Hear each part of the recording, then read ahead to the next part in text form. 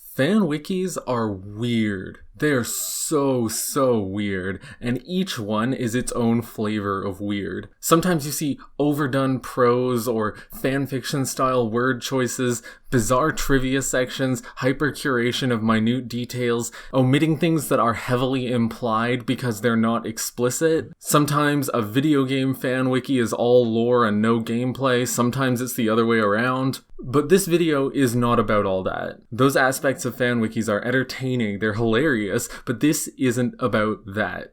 Because while virtually every fan wiki makes my head spin to some degree, very few have truly bewildered me. Few have left me speechless. One wiki, and one page in particular, confuses and confounds me so much that I had to make a video on it. Let's talk about Villainous Beauties wiki. Let me share my findings.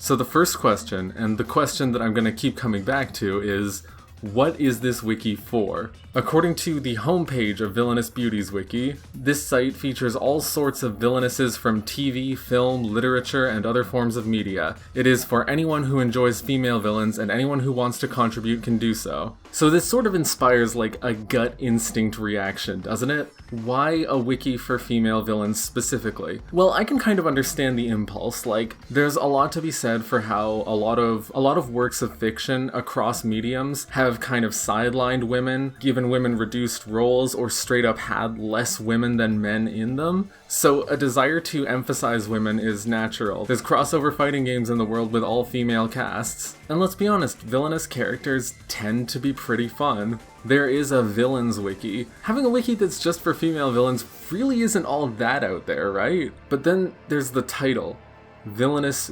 Beauties. Suddenly there's this implication of attractiveness. Is the enjoyment of female villains thus a representation sort of thing? Or is it a female villains are attractive, or I want to curate female villains that are attractive? The homepage links to a few of what it calls important articles. Let's look at the first few of them. Luna Vargas from Scandal, Sonia Sterling from Republic of Doyle, Val Quinlan from Fatale. There's a lot of live action media here. There's a lot of villains from TV shows and movies, and each article just sort of summarizes everything that the character does in their respective series. Looking at Luna Vargas's article, it just lists everything that happens in every episode that she's in, I guess. Then there's a very simple breakdown of her personality, 2 trivia points, a couple of big quotes, and that's it. Then a very fascinating set of categories. The villains on this wiki seem to be categorized by how they die, if they die, what sort of villain they are, what kind of things they do, what crimes they're guilty of, what color their hair is, I guess?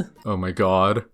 Oh my god. Megan, Darman Studios. For those that don't know, Darman is this, like, internet guy who makes these videos that are sort of just designed to teach pretty basic moral lessons, like racism is bad and you shouldn't bully kids for being autistic or whatever. The morals are generally very agreeable. The videos are noted for having a sort of bizarre and uncanny quality to them, though. There's also conversations to be had about whether Darman's videos have an exploitative element to them, but I do not want to get into that in this video. Megan is the main villainess from Popular Girl Fat Shames Student. What happens next is shocking. A short film released by Darman Studios. Megan is a high school cheerleader, and the film's introduction showed her boasting to her friend, Tanya, about prom, as she expected Vinny, a popular quarterback, to ask her out. Just as Tanya was about to unwrap her sandwich, Megan scolded Tanya and told her not to eat her lunch, stating that Tanya would never be asked out for prom if she wasn't skinny and beautiful. I hope this gives like the general vibe of the summaries on this wiki. There is 4 paragraphs of plot summary here. The video is under 7 minutes. Also, Darman videos in general can usually be summed up in about 2 sentences. Very similar missteps seem to pop up in like a lot of different articles. Val Quinlan was the main villainess from the 2020 thriller, Fatale. I can't help but notice the non-restrictive appositive. I didn't realize that Fatale was the only thriller that came out in 2020. Let's rewind to the main page for a second and look at the site rules.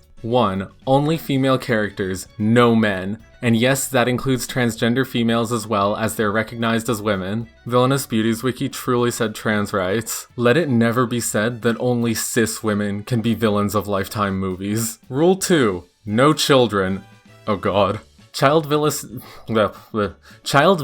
are not allowed. The villainess has to be at least 14 years of age. No, that is such a confusing rule. A 14-year-old is not exactly someone I consider an adult, but ignoring that bit, the no children rule kind of seems to make this sound like it's I don't want to say a fetish thing, because there's connotations to that word, but I think you get what I'm implying. 3. No real-life villainesses. Was someone putting, like, Margaret Thatcher on this? 4. Tragic and/or redeemed villainesses. Purely evil villainesses will be posted as articles. For those who have a Freudian excuse or have been redeemed, belong as blogs. That's not a complete sentence. The Freudian excuse page just clarifies that the character cannot be motivated by trauma or like possession or mind control. I guess I understand that, but I imagine there must be a lot of like complicated cases, right? What happens when there's a character who might have originally started villaining because of trauma, but then, you know, started reveling in violence or whatever? Is there like a council you can take this to? Is there like, can you make an appeal? Are there debates about whether a character counts? 5. No genuine beasts or animals. If an animal villainess is posted, she must be bipedal and have human features. Pure and genuine animals are not allowed. Something about that wording, pure and genuine. I don't know, man. I don't know what it's making me think, but it's something. 6. No fanfiction. 7. Just enjoy. Yeah, I'll try. This site has got a lot of content. It has over 2,000 pages. A lot of the villains are from various crime shows like Rizzolian Isles or Bones or CSI or whatever. There does not seem to be any characters at all from video games or anime or anything like that. So I guess this wiki has not really gotten through to that sphere of the nerd world. Having seen all the basics of this site though, I still can't pretend I understand. What's the idea here? A purely curative repository of female villains? Is it like a TV tropes kind of idea where you're on the wiki looking to learn about shows and movies that might have the type of villain that you would like to see? 'Cause if you want to find, I don't know, blonde women who cheat on their husbands and get murdered by other women, you can find that if you want to here. But the articles consist entirely of, like, explaining everything about the thing they came from. I can go to the article about that villain from Republic of Doyle and then just get her entire story from it. It doesn't really inspire me to go and watch the show, right? Maybe someone would feel inspired. I mean, I can't speak for everybody, right? There's also not any kind of synergy here. The articles don't add up to any kind of composite whole beyond the little trivia point comparisons. Fan wikis are really not the place to go for critique or analysis or evaluation or anything like that. I see them as a curated resource, an encyclopedia devoted to a certain topic where you can learn anything and everything about that topic. God knows I still can't figure out what a noble phantasm is though. But this wiki, for all its rules and restrictions, almost feels more like a hall of fame, just amassing a list of characters that made it in, so to speak. It also almost makes me think of, like, when you watch a movie or a show and you really like it, so you go to a close friend and you start gushing about it. A site like this could serve as an outlet for that impulse. If you're really into female villains, you can just let it out here on the wiki, say everything about the latest character you love, just into the void as it were, and feel like you're telling someone. But I still can't get over the beauties part. If this is a resource for finding new movies and shows, is it the reported attractiveness of the female villain that's supposed to be the draw? Or is there an implication that being a female villain automatically imparts attractiveness? Or since it's a wiki for female villains and it's called Villainous Beauties, is that implying that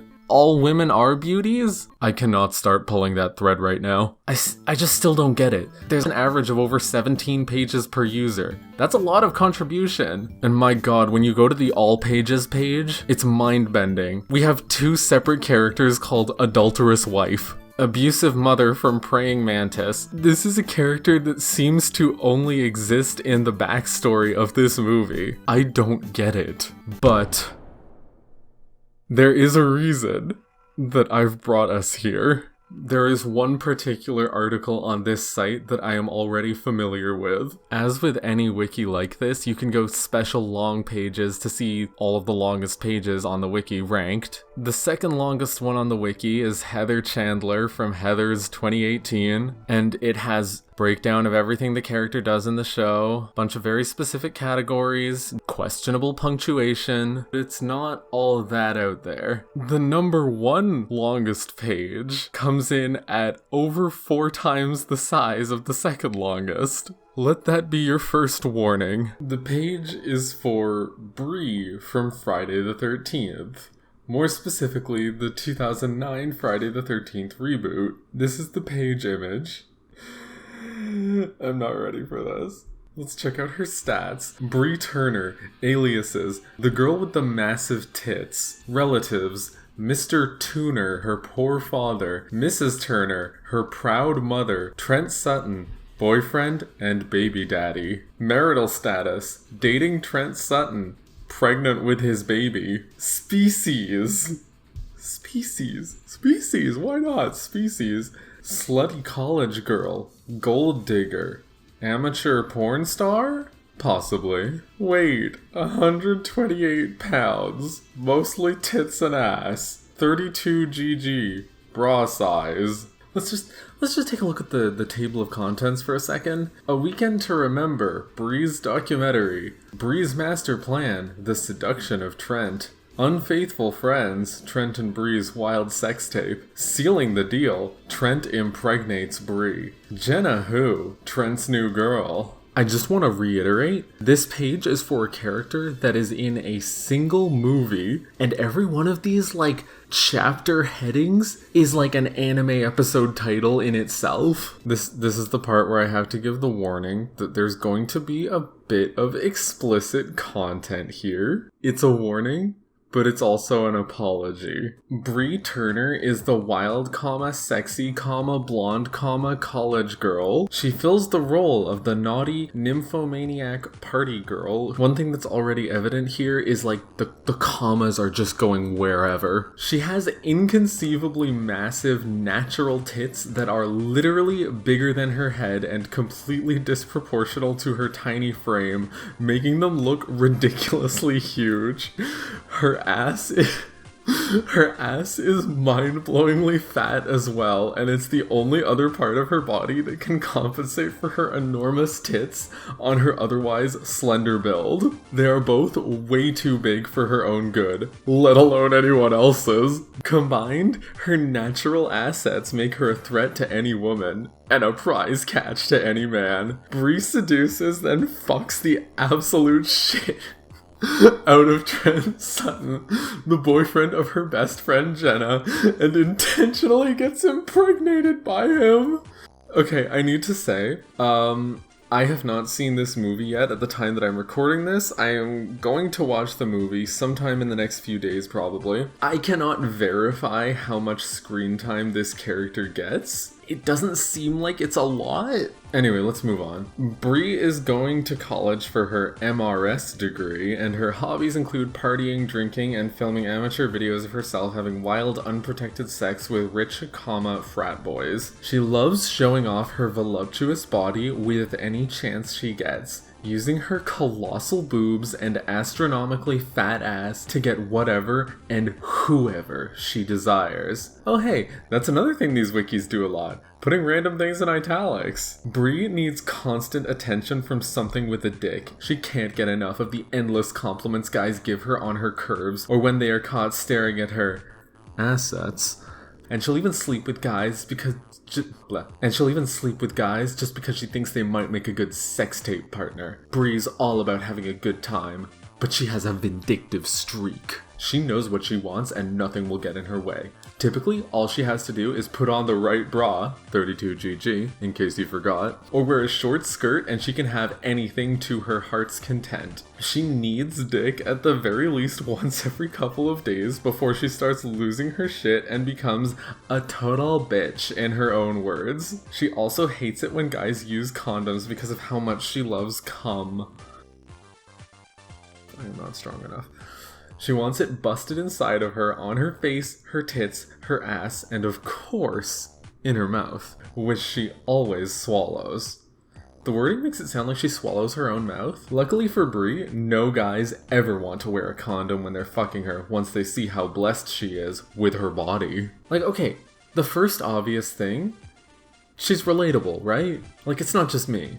Another thing, the only thing that this article seems to be doing more than, you know, talking about how attractive and sexual this character is talking about how, sinful she is. It's definitely making me think some things. I might come back to this later. Bree's also been known to have very prolonged sexual encounters, such as the beach vacation she went on with her friends last year, where she and her lover that she'd met on the trip hardly ever left their bedroom. One such affair was briefly interrupted by Jenna and Chelsea when they accidentally discovered them in the middle of a passionate session. Bree finally looked up to see her friends and smiled as they embarrassingly apologized and ran away laughing. Instead of taking the time to find a more private spot, they immediately continued fucking, like rabbits on their sexcation. Isn't that like subpar Netflix show? Bree arrives with her best friends Jenna and Chelsea and several other students as they accompany Jenna's rich boyfriend, Trent Sutton, to his parents' summer home in Crystal Lake for a party-filled weekend. She's first seen at the gas station, wearing unfathomably small and tight white shorts that hug her incredibly fat ass, and a skimpy green tank top that intentionally leaves a profound amount of cleavage of her ginormous boobs hanging out. I just wanna remind you of what this woman looks like. She's just a decently regular-shaped, thin woman. I'm sure she's attractive. I don't know, man. But this description is making her sound like the most insane, like, DeviantArt, like, hyper shit. Like, with the melons and the, I don't know, pumpkins. I don't... She can't resist herself and begins to conspire a scheme to seduce Trent into coming inside her and making her his new girlfriend. Wait, so she only then Okay. Alright, okay. That's fine. Her plan is to get him alone and drunk, then tempt him into having wild sex with her, and make him come inside her while she records them on her camera, so she can blackmail him with the video if he doesn't... What the fuck? Bree! What's your damage? Sometime after settling in, Bree decides to catch Trent's attention by changing into a sexier outfit of a very tight and slightly translucent blue crop top that even further complements her humongous rack, and short jean shorts that are smaller than what seems possible. Jean shorts that are only 1 atom thick. They can cut through any defense. This is Bree's novel phantasm. Probably.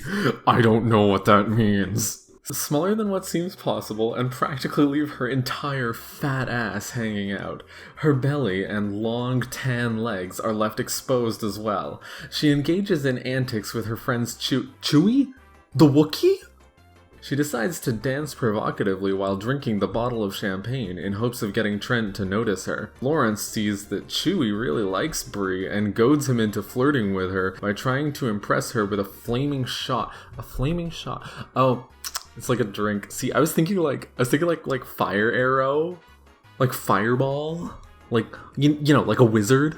A drunk, stoned, and extremely horny Bree proceeds to walk up to him and tug on his outer shirt and seductively says, "Forget about it, baby. Let's go finish this somewhere a little more private," giving him a very lustful look with her eyes, as opposed to any of the other organs you look at someone with. Giving him a very lustful look with her eyes, heavily implying she wants to fuck. This is like magnificent. The pros. She blatantly offers herself to him as a last-ditch attempt because she has an uncontrollable urge to fuck the shit out of him. Gosh, do you think she's into this guy? Like, I can't tell. Trent, who has resisted her previous seduction attempts from throughout the day, decides to be unfaithful to Jenna and allows Bree to grab his hand and lead him away for sex. She has a wide, mischievous grin across her face as Lawrence watches them retreat in infidelity. The fixation on, like, the sinfulness of all of it is, like, so repressed in, like a really Catholic way. Or maybe Lutheran, I don't know.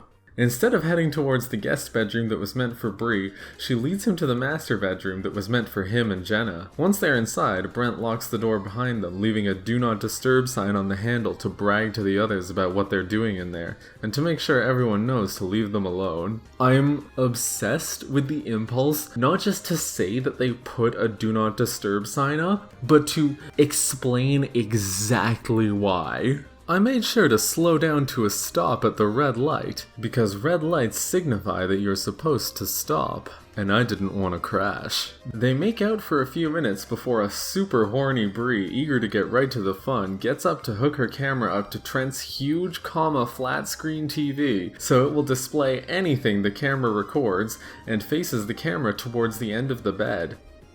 What? Why would you do that?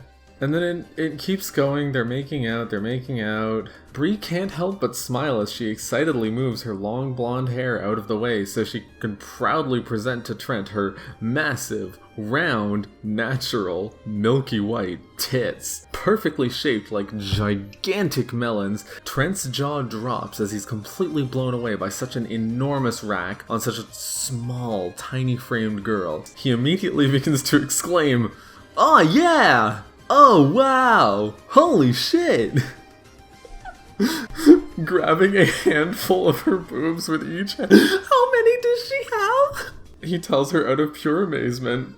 "Your tits are stupendous, baby!" She is presented with his huge, throbbing Squidward, memorized by it. She's unsure how she will fit the whole thing inside her and thinks to herself, "I'm not letting him leave this room until he puts every last drop of his cum inside me." I can literally feel, like, the glia of my brain evaporating. Every sulcus is going to unravel and spill down my throat. Why do we know what she's thinking? Does this movie have, like, thought narration? Trent is completely hypnotized by her ginormous tits. He struggles to find the words to tell her how amazing they are. "Your tits are fucking just so juicy, babe."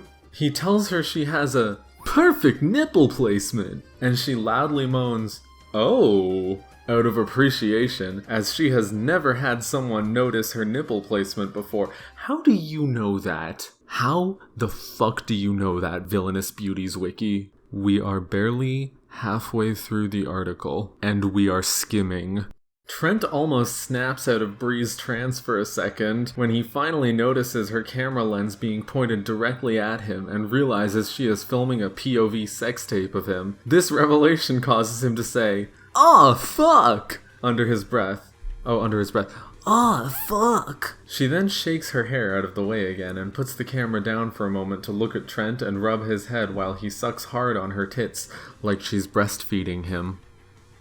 I need to not think about this sentence. They're caught off guard when they're interrupted by Jenna, who has returned to the cabin and can hear their loud, orgasmic moans. Bree realizes her and Trent have been fucking for almost an hour, which is longer than what she had originally planned. What, an hour is long for you? Do you not know how to have fun? Annoyed that she leaves for a few hours and Trent is fucking her best friend in their bed, she tries to warn them about Jason Voorhees through the door anyways. See, you can really easily forget that this is from a slasher movie.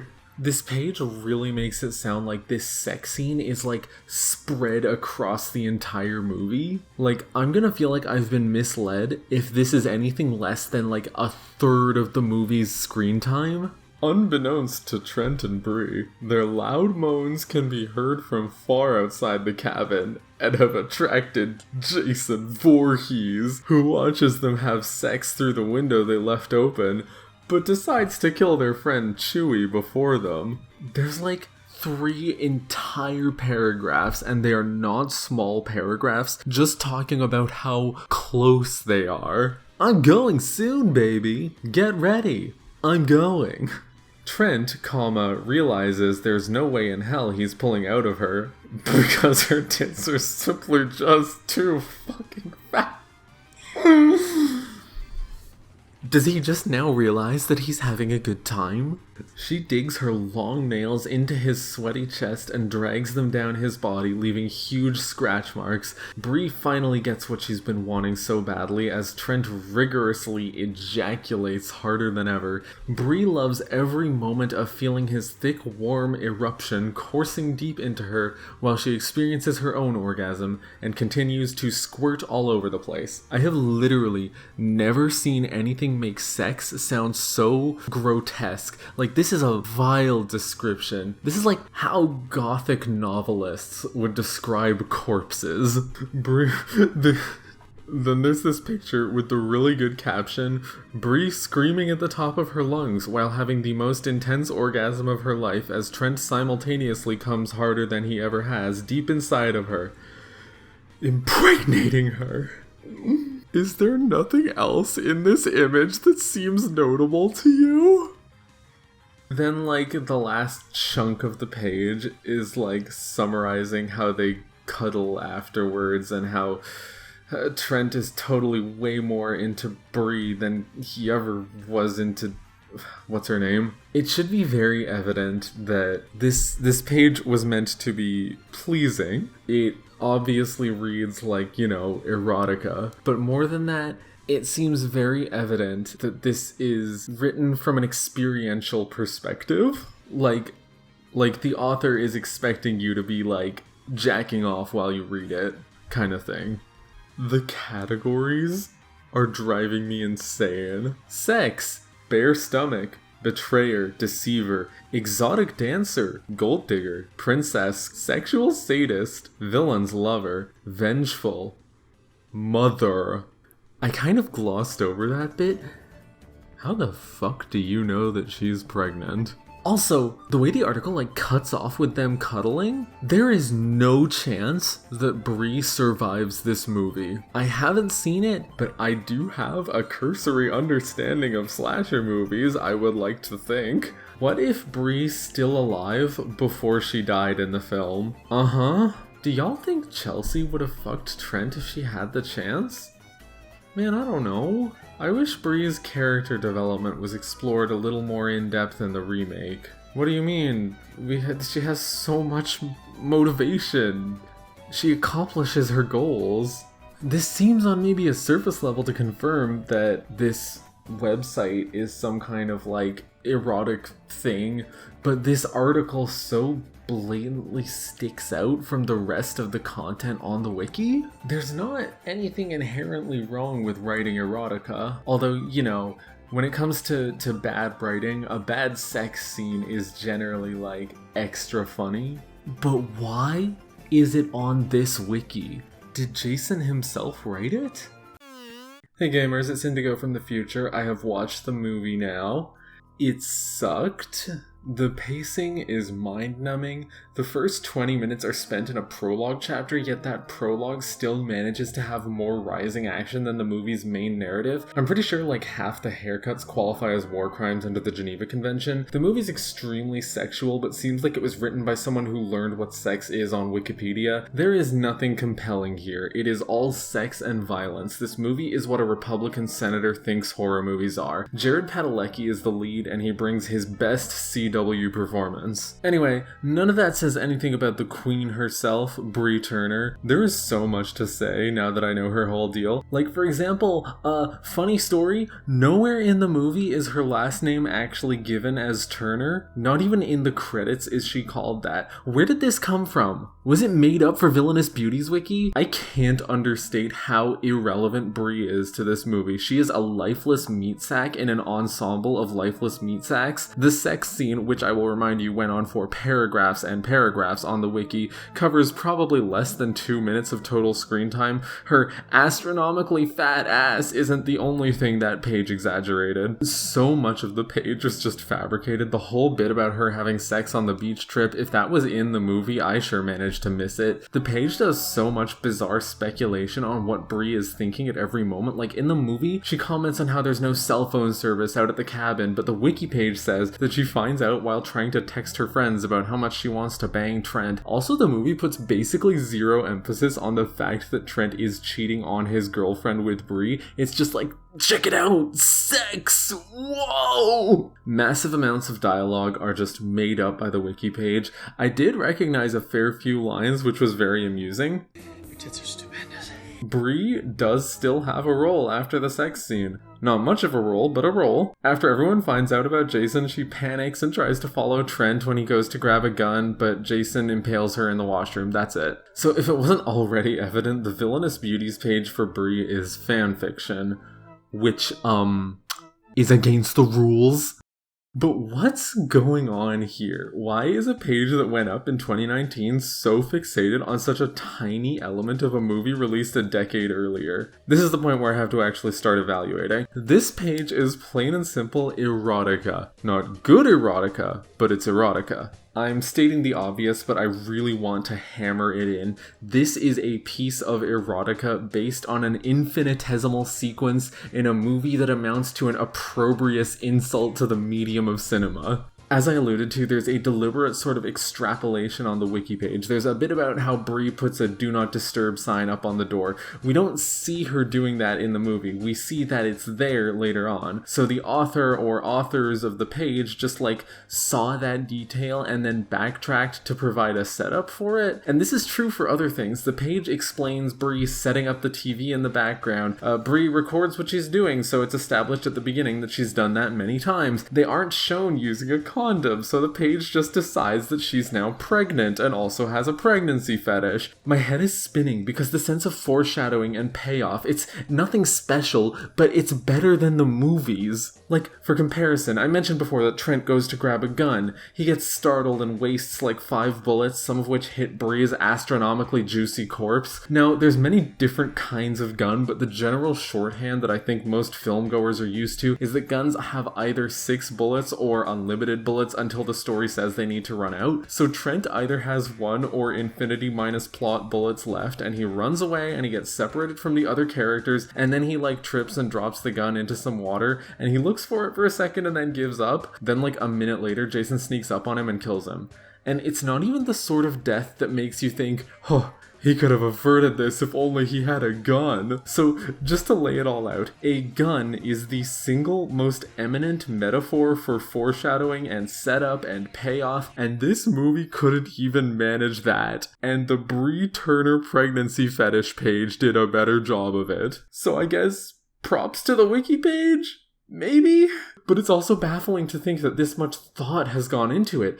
Every detail in the scene has been observed and picked apart for the purpose of rolling it back and writing a setup for it and extrapolating Bree's motivation, however shallow and horny that motivation might be. This has to be the result of a genuine titillation produced by Bree's sex scene. This must correlate with a sincere sexual arousal related to this character and this movie. Let me assert that I don't think there's any shame in sex, sexuality, or arousal, beyond of course what scrutiny is necessary to be societally appropriate, but I can't pretend that I understand the act of giving this sort of animism to a sex scene in a movie. Is it rooted in a perceived shame around conventional pornography and a sort of refuge in mass media for a drip feeding of sexual expression? Or is it just that the scene or the character is regarded as so attractive that there is a demand for more expanded content? I can only really speculate as an outsider because I'm not exactly the target audience. But what interests me even more is the attitude that's gone into it. Slasher movies in general have such weird attitudes on sexuality. Sex equals death, etc. It's a pattern that's bizarre whichever way you slice it. The sexuality and the drugs and the underage drinking are all there, and they're supposed to look gratifying and fun,